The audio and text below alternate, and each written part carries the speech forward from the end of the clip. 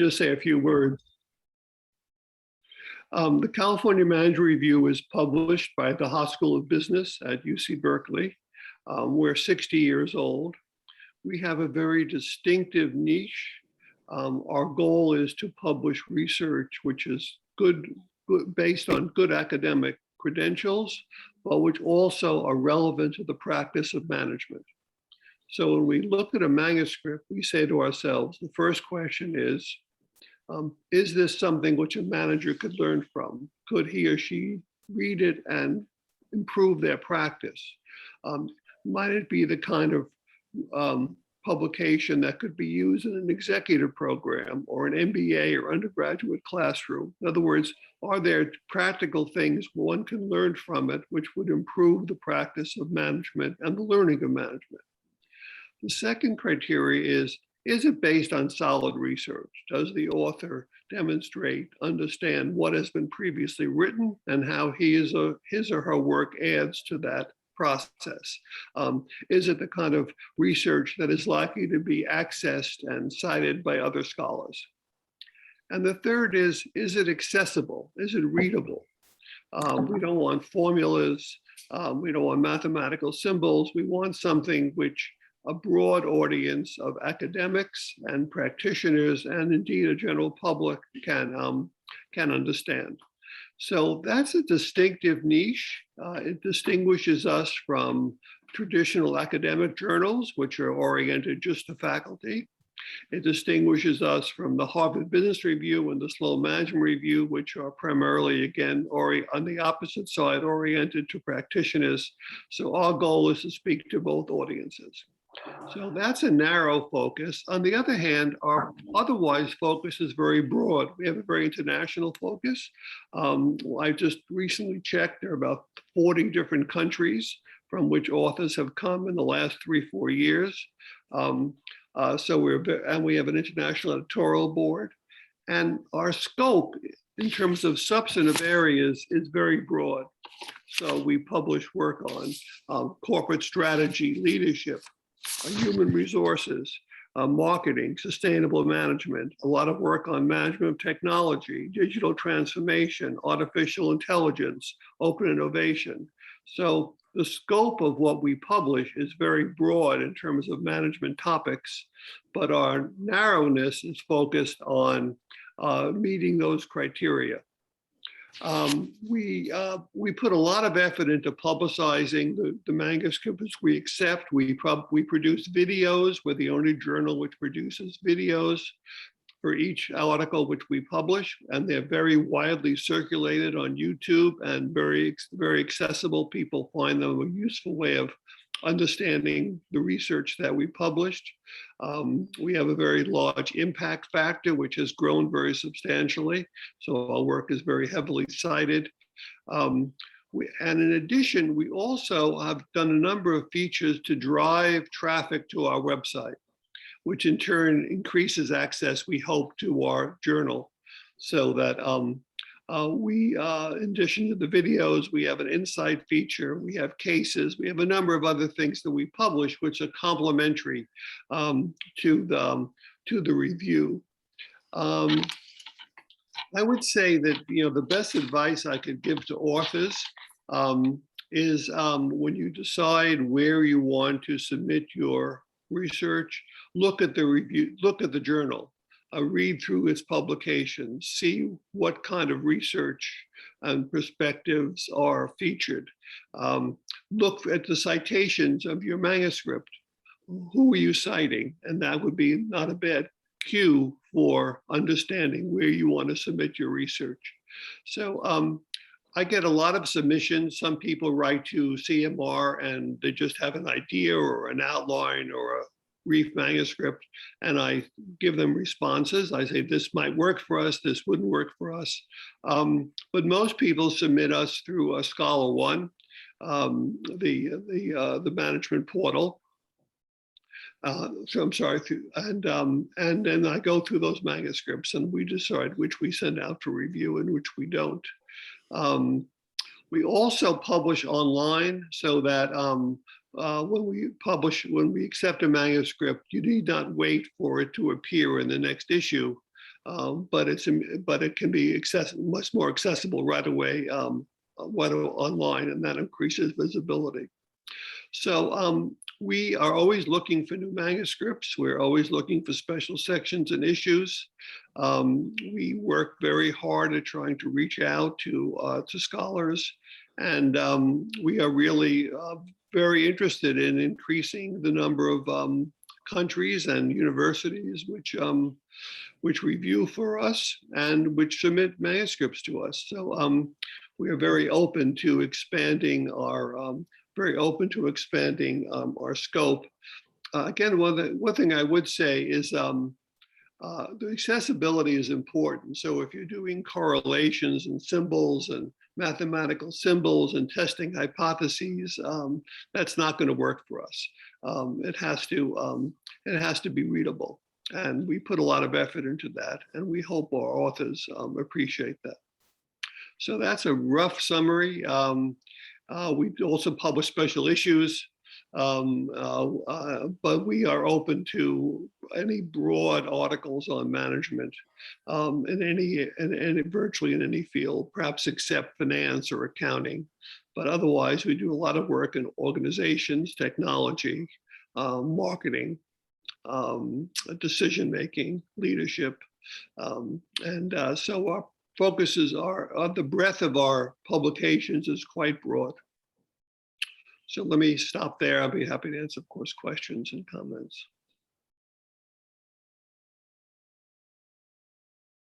Okay, thank you so much, Professor David Vogel.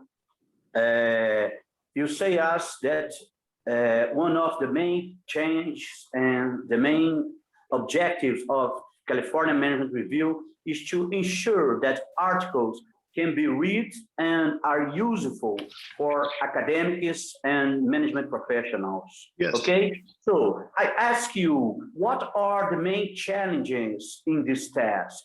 How new scholars should organize their research to present a readable paper and mixing practical and theoretical contributions from California Management Review point of view? I mean, I think it's hard. I think it's hard to strike that balance.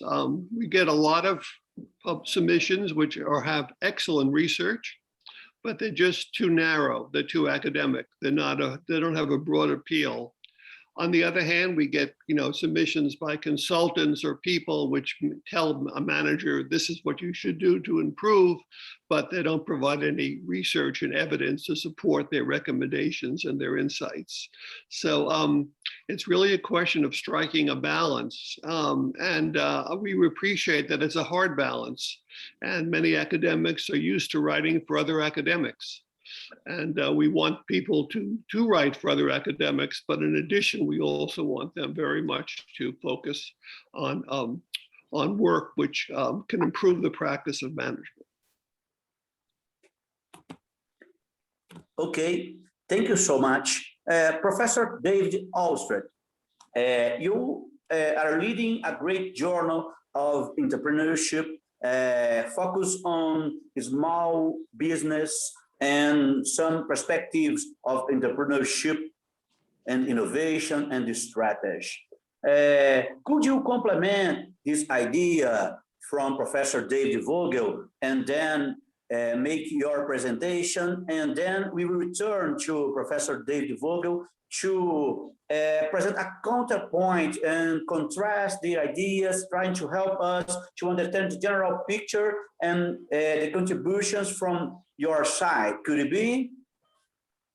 Okay, absolutely, Ricardo. Thank you very much. Thank you to your team for this very kind invitation to join you and talk about journals and publications and challenges. And thanks very much to David for getting us going on a very interesting presentation.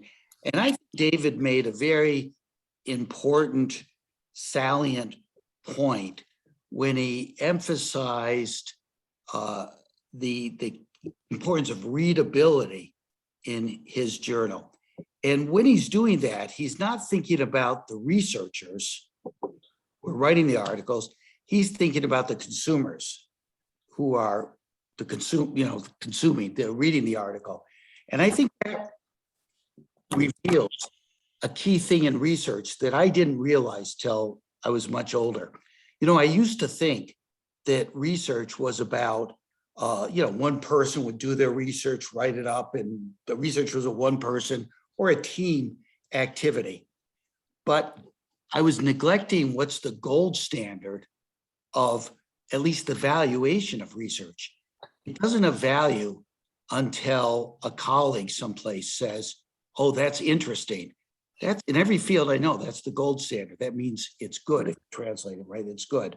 If they don't like it so much, they think, oh, perhaps someone else would find it interesting. But then you get to the question, to whom? And so research isn't really about one person. It doesn't really, the fundamental unit of analysis is the community of scholars or researchers, or in David's case, a little more broadly, users of that research. Can be at different points of the value-added chain, but the point is the value attached to the research depends on the users. And then that gets to the question of, then who are the users? What is this community in small business economics? And Ricardo, as you correctly said, it's a journal in the field of entrepreneurship. So roughly, it's scholars in researchers and entrepreneurship who want to add value to what's known, the academic debate, the academic discussion about what is known, and to try to add value to that debate. Now, what does this mean for potential authors? One thing for sure, in my lifetime, we've seen, just like in every other field and industry, there's been globalization. So we've seen a tremendous, just multiplied expansion of the numbers of authors, the number of manuscripts, the number of readers. We haven't seen a big increase in the numbers of journals, and we know what that translates into. Much higher rejection rates or much lower rejection rates. So Ricardo, an implicit question, in the debate is, how can an author try to keep their paper from being rejected and get it accepted? And the answer is simple in a way, and that is, well, add value to the literature, what's already there, the literature of the community. Now, in the case of small business economics, it's roughly the community, as you said, of entrepreneurship, scholarship. It's not a geographic community. It's not, in Northern Africa, or it's not in the Nordic countries. It's a global industry, just like the automobile's global or the software industry is global. And the business is to create value in the field of entrepreneurship. So I say it's simple, of course it's deceptive. What constitutes added value? And this now becomes more the challenge. And I think it's not just in our field, entrepreneurship, but it's in pretty much every academic field now, because what contributes value depends on what the community, which consists of heterogeneous, very different people, especially in an interdisciplinary entrepreneurship. People come from, forget the heterogeneity of countries. They might come from Panama and from the Ukraine. That's not the interesting part. The interesting part is they come from different academic disciplines. They come from sociology, they come from psychology, they come from computational methods, all kinds of different fields. And they think that they have something to contribute to this scholarly literature. To do that, they have to explain, they have to make it clear in their research. And I think this becomes now the value proposition of the papers I see in the field of entrepreneurship, including in small business economics, is can the paper make a clear and compelling value proposition about what was known in the field before the research was done, and how now, because of the research, we should think differently. Something should be changed. And I think this is where a lot of, especially young authors, but authors in general, end up disappointed I mean, one answer is yeah, if 9 out of 10 papers submissions are going to be rejected, you almost have to kind of expect that. But if potential authors flip it around, put themselves in the role of the reviewers and the editors, they have to picture there's 10 manuscripts there. Some of them are very good. Why should their manuscript be more compelling than the other 9? The answer's got to be because it changes thinking more than in the field than do the other nine papers. So what that means is some people say, they characterize this and say, incremental extensions, they may be correct, they may be technical, they may be, but they're not interesting in the sense of what's interesting, you change thinking.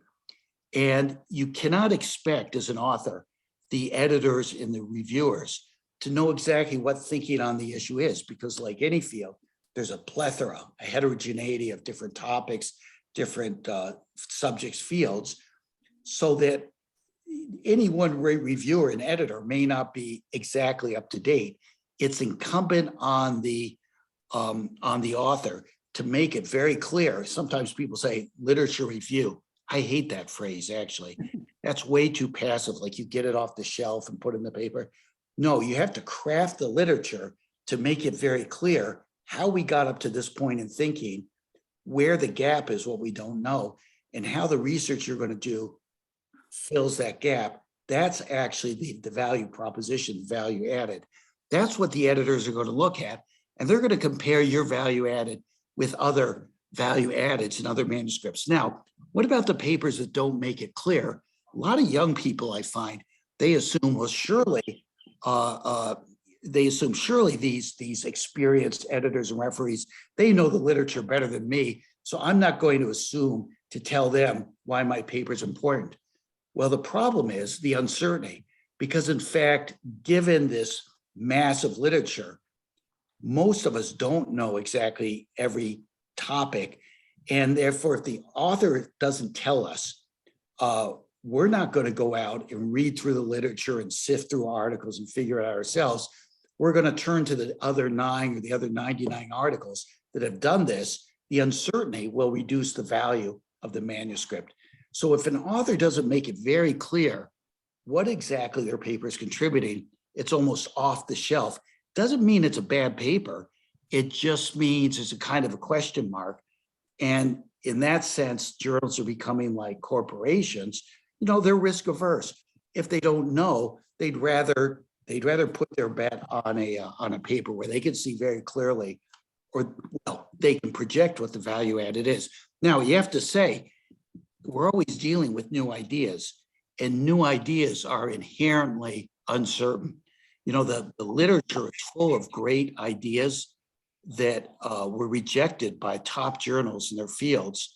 And the ideas went on to have substantial impact. There's a famous paper in economics called the Lemons paper by George Akerlof. It was rejected by all the top journals. He won the Nobel Prize for it. There's the paper that's the basis for the field of finance by Black and Scholes. That was rejected by all the top journals. Yeah, not only did it start the field of finance, they won the Nobel Prize for it. In the field of management, there's Jay Barney's famous resource-based view of the firm paper. And I heard Jay talk about this 20 years ago, but I just talked to him recently to confirm this is true. He talks about how his paper was rejected by all the top managements, AMJ, AMR, organizational science, management science. They all rejected his paper. Finally, he got it in a startup journal, management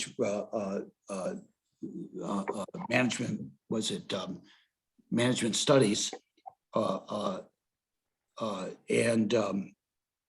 and of course now that's one of the most cited papers in the social sciences. It's incredible impact. So why do these papers or these journals make the mistake?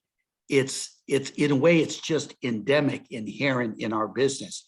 It's hard to identify and get a consensus on the value of a new idea, but unless the author really takes it on themselves to make the case, they probably won't even have a chance. Oh yeah, I'd add my favorite example is the famous book by George Orwell, 1984. That was rejected by all of the publishers in the United States, except for one, on the grounds they said there's no market for animal stories in America.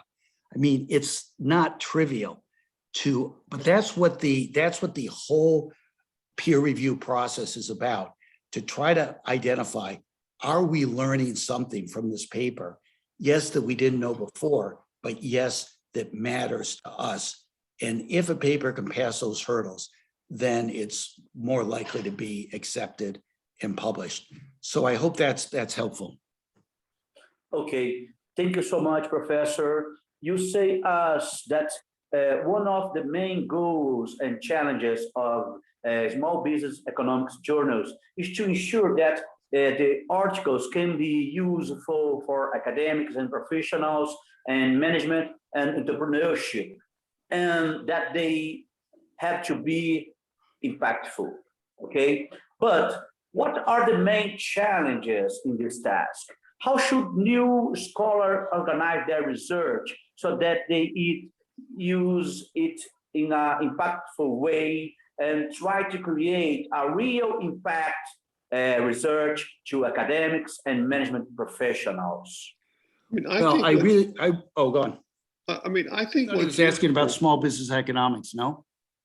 I think what's useful is to circulate your own work among your colleagues, to present them in seminars, to present them at conferences. I mean, people shouldn't just sit there in their rooms and write by themselves. They need, as soon as they have a draft of something, before they submit it to a journal, they should present it as a paper. They should present it at a seminar. They should go to international conferences and present it, go to academic meetings, etc. They should have a group of colleagues who are knowledgeable in this area, both junior and senior colleagues, who will read over what they've written and give them advice about how to improve it, etc.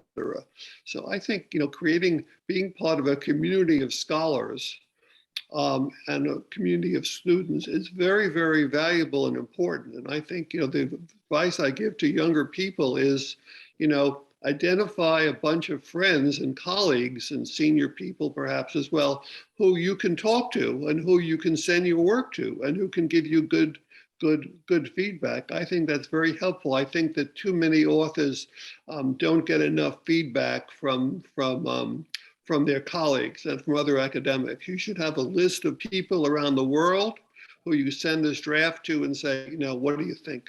I think that's the key to academic success. Okay, Professor Vogel, and you, Professor David Aldrich, from small business economics point of view, could you present your comments, please? Yes. Ricardo, you mentioned impact. And in some ways, yes, I talked about that. And certainly David did as well. I want to say, look, every journal, almost every product wants to have impact. It wants consumers. So in a way, I want to say that's trivial. That's not, but what's interesting, impact to which consumer group, which consumer segment, which audience. And if you think of the famous linear model of innovation, which is a model of innovation, starts with basic research, goes on to applied research, goes on to development, a prototype. Pretty soon you see a product, then you see innovation, and then you see diffusion or adaptation, so on. If you think about it, to have impact in the basic level of the research, the basic science, basic research level, is very different than to have impact further on downstream.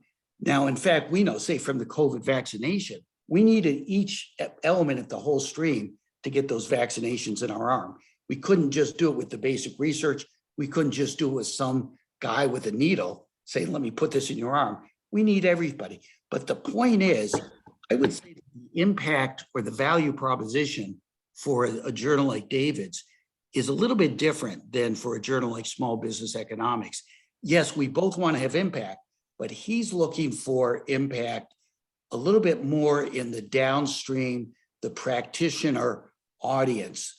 Right. In our case, as of most of the entrepreneurship scholarly journals, we're looking for, most people will talk the talk about practitioners.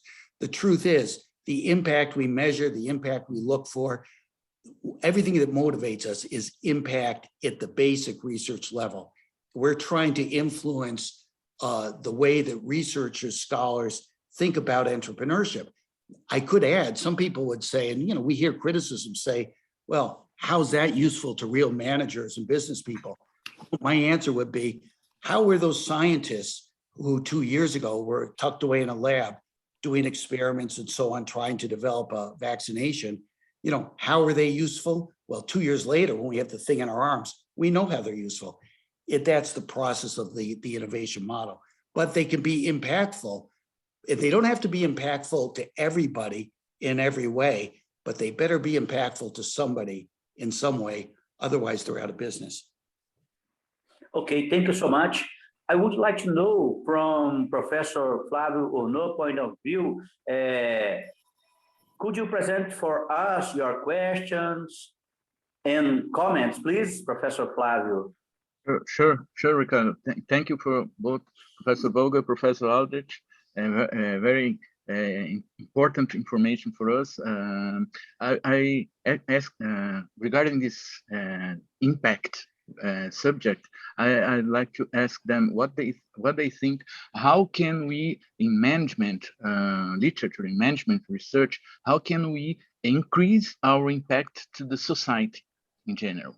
We know, of course, that all good journals expect advanced theoretical contributions, but how can we increase, besides the theoretical, the scholar impact, the societal impact? How can we make the world a better place through our research?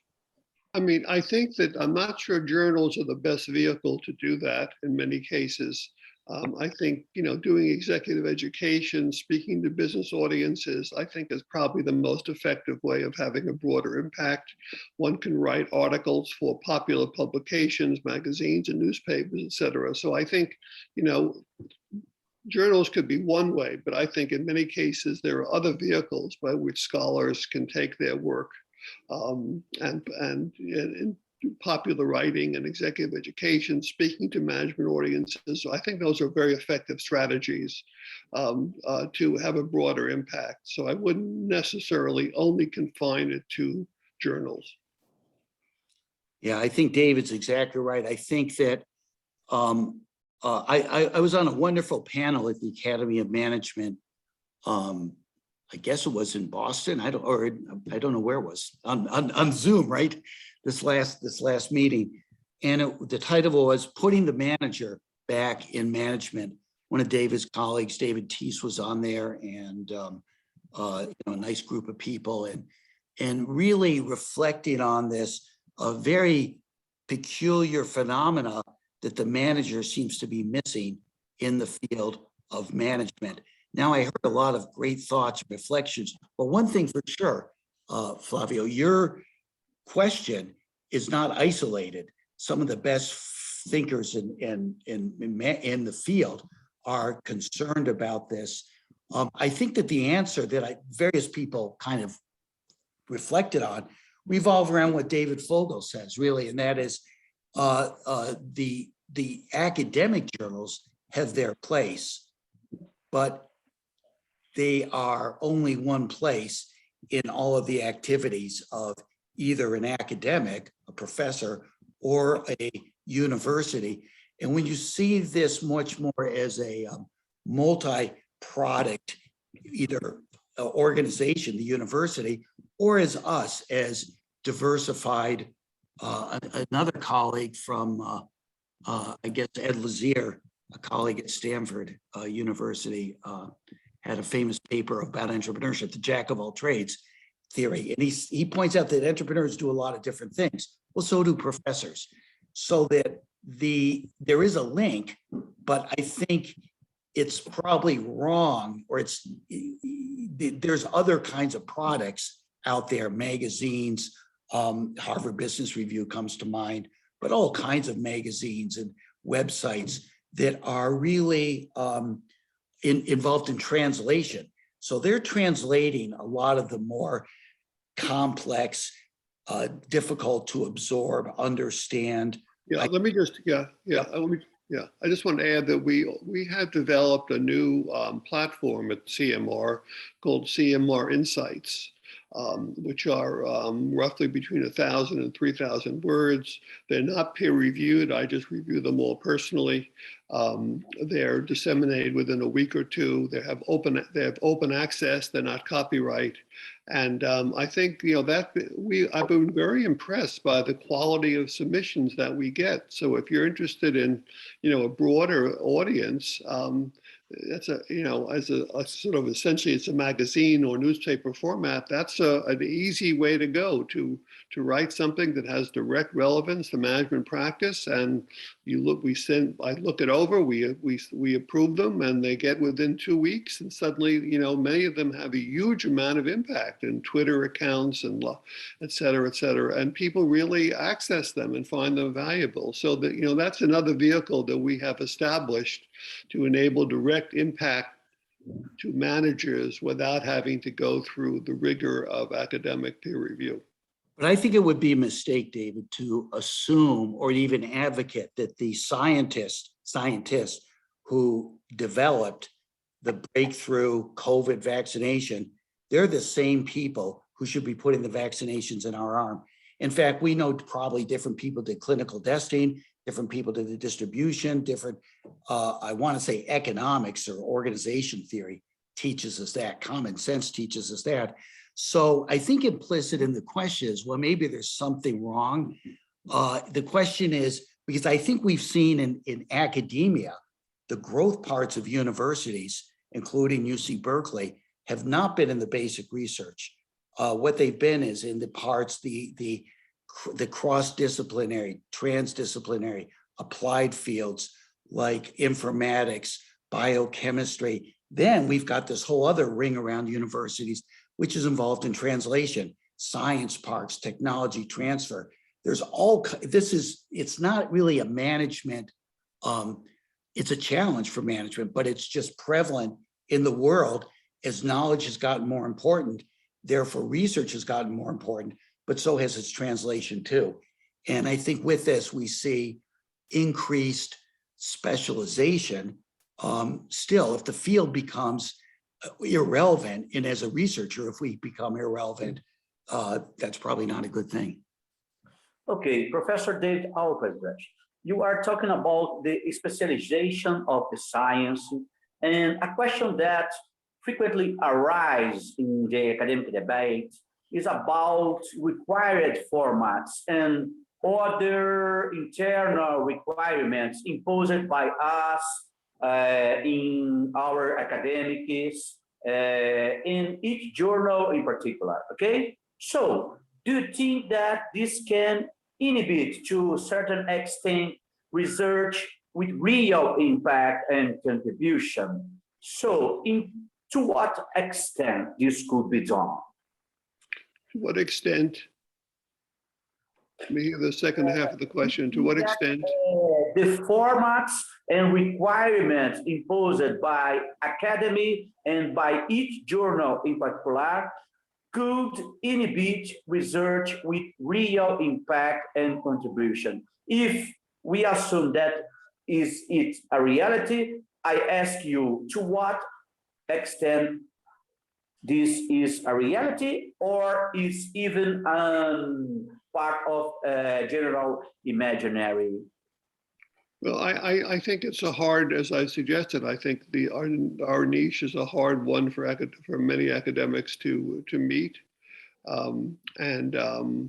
I think I think the best perspective and way of thinking about the kind of work the kind of style of writing that we look forward to, or we accept, we appreciate, is the kind of work that we published and already have published.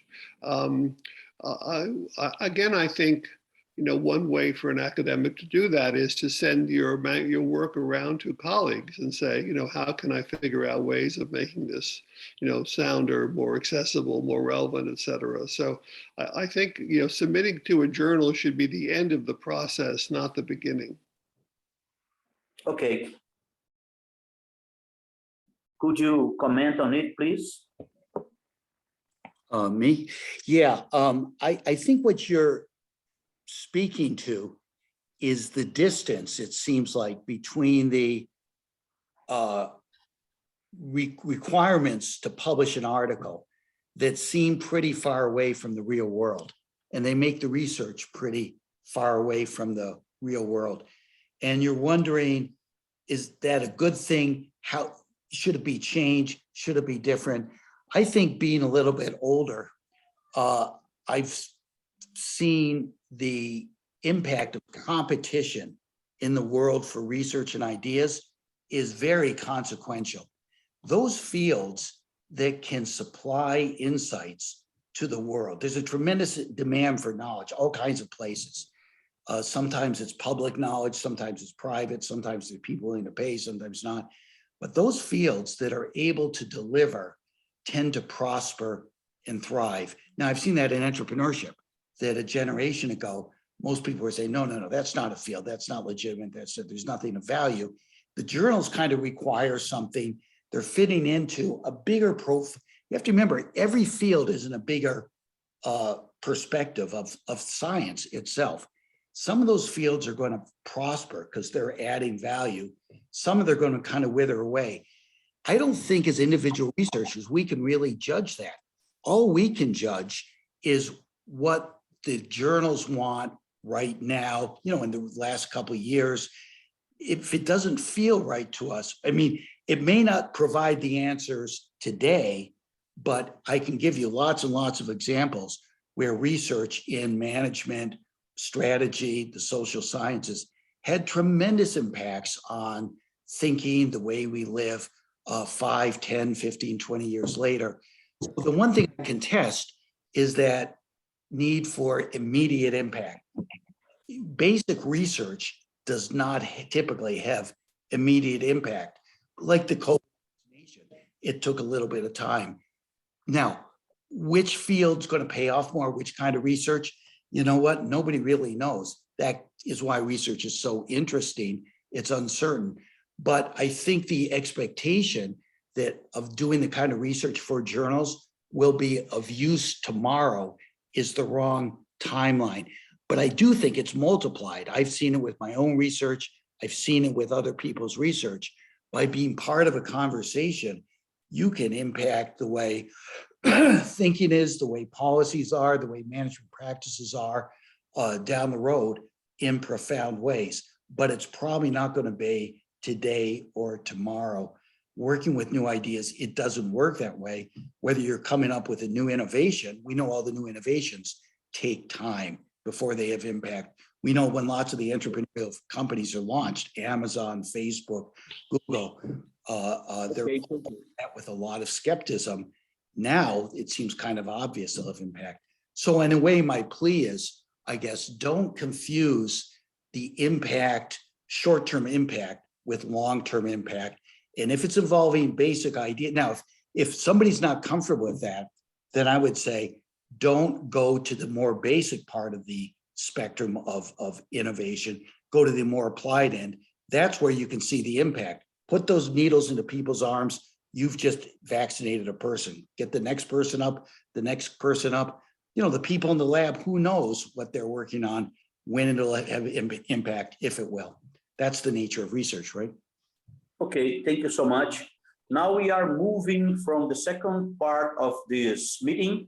I will ask to Professor Flavio Hourneaux to coordinate the second step, providing questions and making now a more clear interaction between all the participants and our invitees. Could it be, Professor Flavio? Sure. Thank you, Ricardo. We have some questions from the audience. I'll try to, I don't know if you're going to have time for ask for answering all of them, but I will try to give the general idea. First, I start to, if you both could give some advice for Brazilian or Latin America or researchers from emerging countries, how to have their research published in journals like yours in the United States, and how can we have local research made in, for instance, Brazilian context as of the same importance of others. Please. Thank you.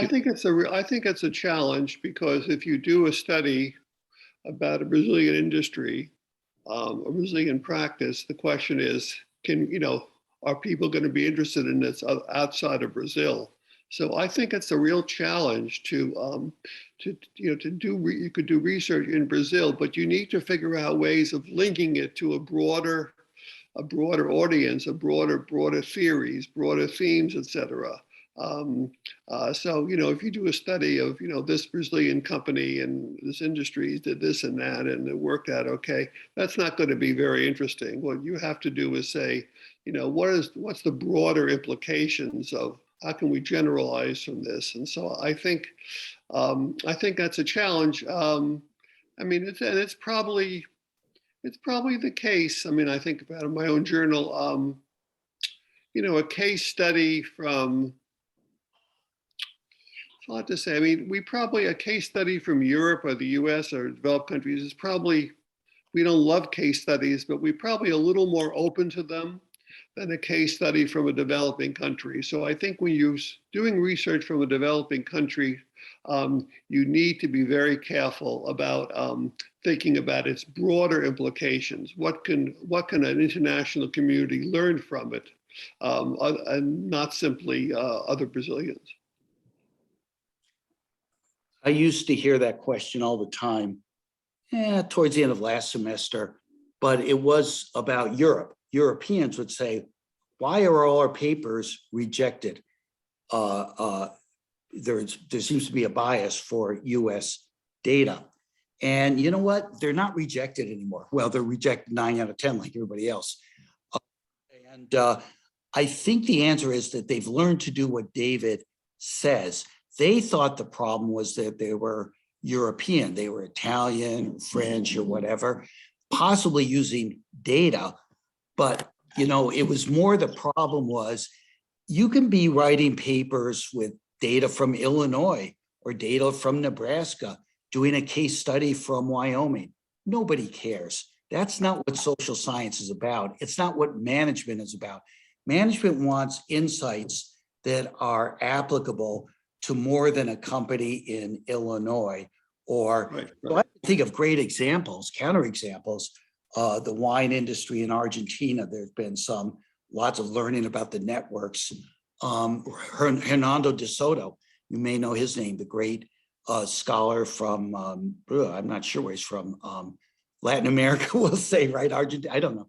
But, he talks about the importance of the entrepreneurs for bringing property rights in a South American context. Now, the point is it's not the example or the context that matters.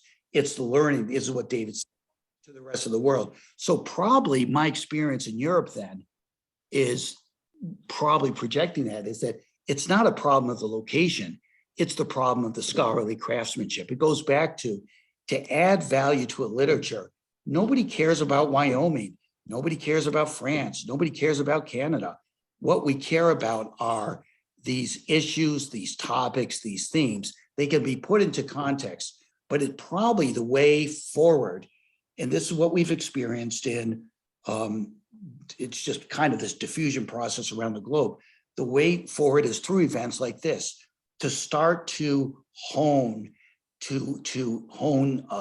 improve scholarly craftsmanship. It's a craftsmanship. It's not reporting on, these are the facts from Tennessee, or these are the facts from Montreal, Canada, but rather to add value to this literature. Says you've got to know the literature. You've got to have a sense of what are people interested, so you can add value. And I'll tell you one thing, they're not interested in Tennessee, but they're not interested generally, they'll be very interested in the context. If you, like Hernando de Soto did with the context of South America, I think, maybe the study was just Argentina, I can't remember. So I feel like, no, we've got all kinds of people from Latin America, South America, in Europe, in North America. They're parts of this literature. It's not about either your passport, it's not about your location, it's about your scholarly craftsmanship. Thank you. We have another question regarding, again, this, regarding contribution, the theoretical contribution. To what extent a contribution should be original or new? This, I know it's a tough question. It's not easy to answer. But how can you consider a theoretical contribution a theoretical contribution? And another question again regarding contribution, but the methodological one, the kind of if a methodological contribution can be accepted in your journals as well. Thank you. Yeah, no, we wouldn't accept a theoretical contribution, and we wouldn't accept a methodological contribution. There has to be a theory and practice. There has to be data. There has to be evidence.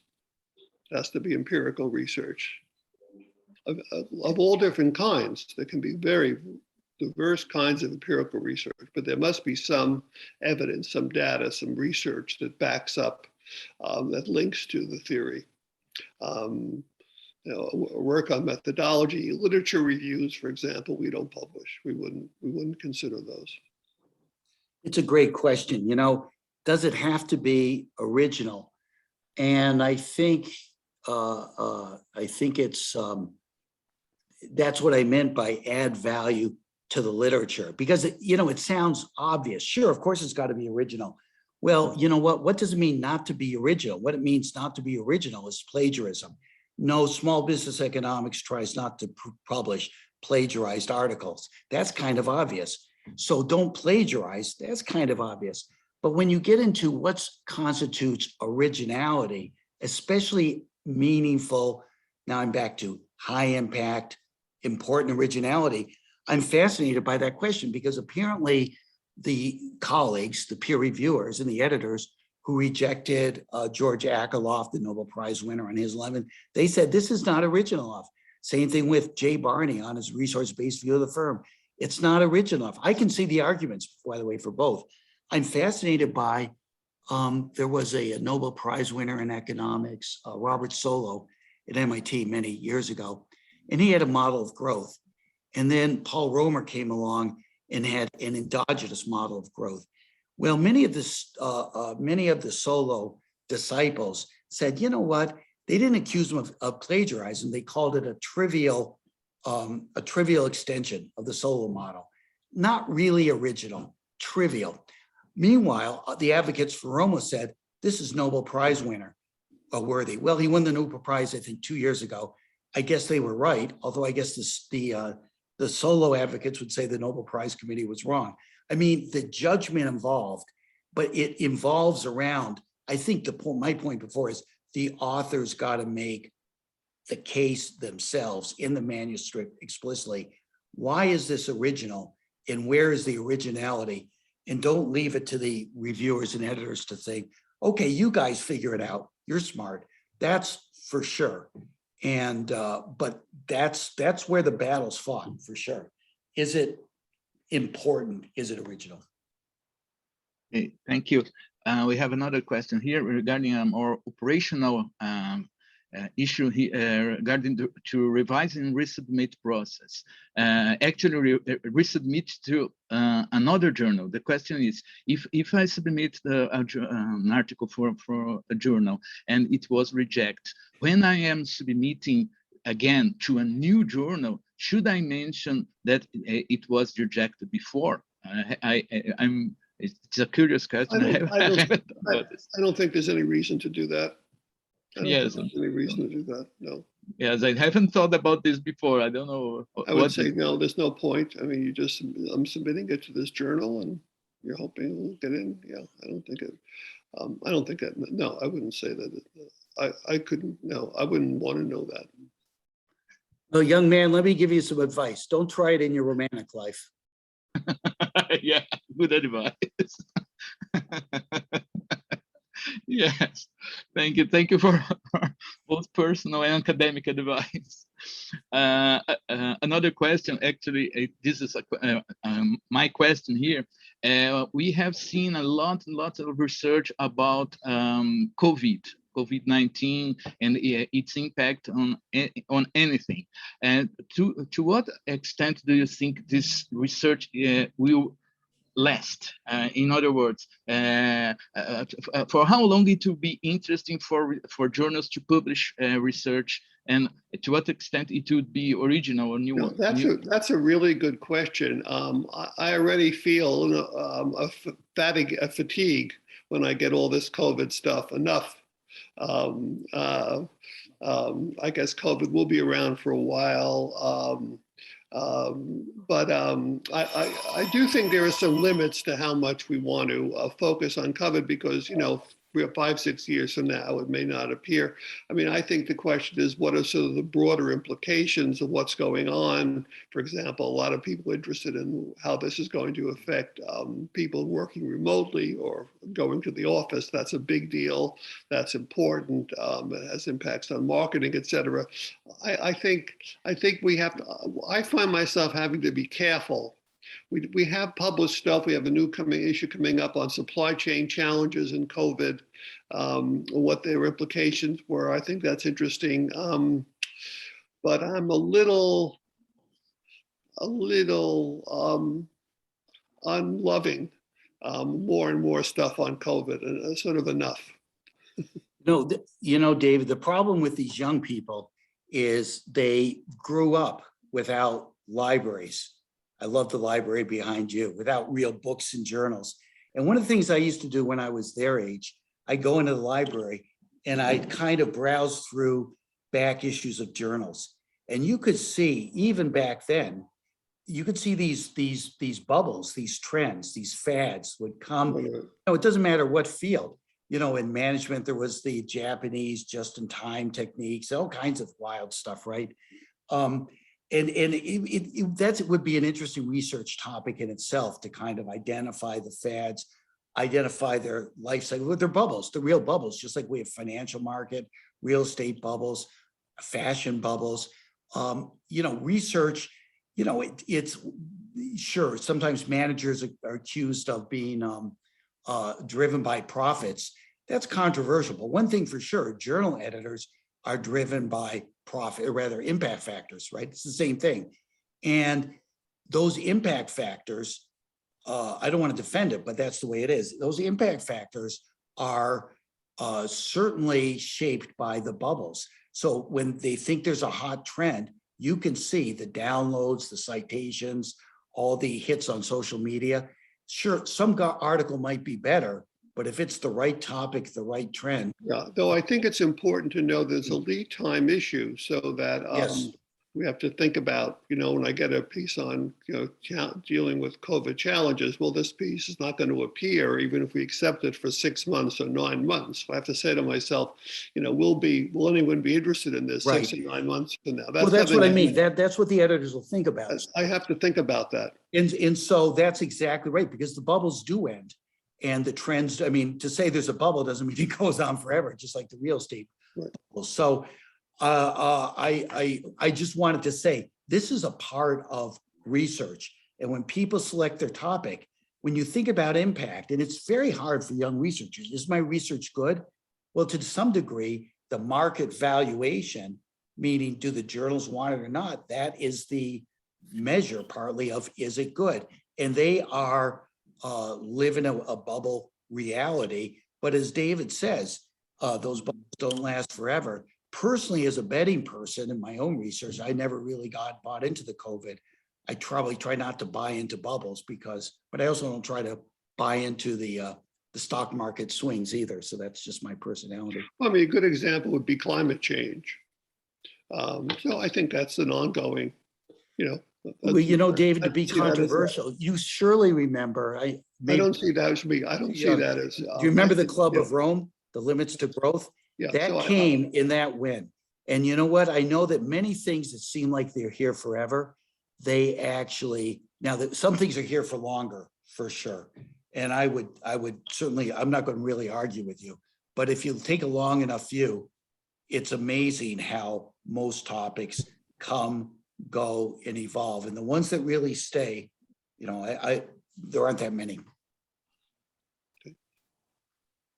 Thank you. One question regarding the business journals, business models, because we have different business models. Some journals charge the authors for publishing, and some don't. And there are always the predatory journals that trying to charge people, charge authors without giving them any benefit. What do you think that is going to be the future of this journals' business models? I mean, I think people have to be there are a lot of these bogus journals floating around, and people have to be careful and do their due diligence and figure out, you know, before they submit, is this going to be a worthwhile journal? I think a journal that requires funds for payment for submission or acceptance is probably not a good bet. We would never do that. I think that's a tricky business. So I would shy away from that. Our business model rests. We have distribution through our publisher Sage. We have lots of our material is used in programs in classrooms through Harvard Business School Publishing. We have library distribution through EBSCO. You know, that's our business model. But I think the fee for publications is I'd be very wary. I think a colleague of mine, Paula Stefan at Georgia State University, probably 20, 30 years ago, she was doing research on the difference of scientists at the university versus in the private sector. And what I learned from her is that the model for science in the private sector, people are working for private incentives. The company's trying to innovate. They want to keep the information, the knowledge proprietary. They don't want the scientists making that known. By contrast, in the university, the public sector, I mean, the university being a kind of a public good in research, the incentive is all about making our impact known, our results known, because she says in the objective function of the scientist is reputation. Now, this is also true for universities too, right? And so that when scientists are deciding where to publish or even what activities to do, they're thinking, according to her model, they're thinking about what will enhance my reputation the most. Going to what David said, if I publish in journals that are not so reputable, journals that don't have such a reputation, I get involved in organizations that are not so reputable, that's not going to help me. So if I publish in the most reputable journals, the most reputable publishers, that's going to help me. And in some ways, I think we see this in a lot of other spheres too. The more, the plethora of kinds of journals and publishing opportunities, it makes the quality ones scarcer and scarcer and scarcer, more valued. I don't know about the future. What did that famous baseball player Yogi Berra say? The trouble with the future is it's unknown. But I do think, just kind of thinking of the supply and demand, that it's very hard for a journal to earn the reputation of quality. Same thing with universities as well. It's very hard. And so I think we're pretty much going to see the kind of model we have now. But David's surely right. We have this proliferation for people who don't do their due diligence. There's more and more, you could say, publication research traps with nothing but a boulevard of broken dreams following behind. Okay. Thank you both. Very good insights for us for me particularly, it was an honor to share this session with you. I think we have answered all these questions, and I, from my part, my task here is complete. I'd like to ask Ricardo to finish the session, please. Yeah, for sure. First of all, in behalf on the organizing committee of SemeAD RAUSP, I would like to formally thank you for your kind participation and your contribution for our event and Latin American community. More than that, I would like to present you my personal thank you, thank you, thank you. It's always a pleasure to learn from you. It's very, very important, this interaction, this exchange of experience and know-how and other things. In fact, all we as editors-in-chief are facing very, very great challenges, and all the time learning from our colleagues. It's a great opportunity to improve our ideas and think out the box. That's the main message from my personal point of view. So in this moment, I would like to thank you personally for this opportunity. Thank you so much. One follow-up, which should be that I would be delighted to add the members of your organization or your colleagues to our mailing list. We're always looking for new reviewers. So if anyone could send me a list of faculty, colleagues, etc., their emails, a word or two about their interests, we would then follow up and invite them to become reviewers. They would be a list of reviewers. They could receive announcements about issues. So I would be very, very interested in expanding our visibility in Brazil and among your academic colleagues. And I would be very appreciative if I could get some emails which give me the names and emails of people, colleagues who'd be interested in joining our mailing list and serving as reviewers. This is important to us. It increases our visibility, hopefully increases submissions. So again, I would consider that a very valuable way of following up and cementing and improving our ongoing relationship. Thank you so much, Professor David Vogel. Thank you all. Professor David Alstrat. Thank you. Okay, cheers, be well. Cheers. Okay. Bye-bye. Thank you so much again. You're more than welcome.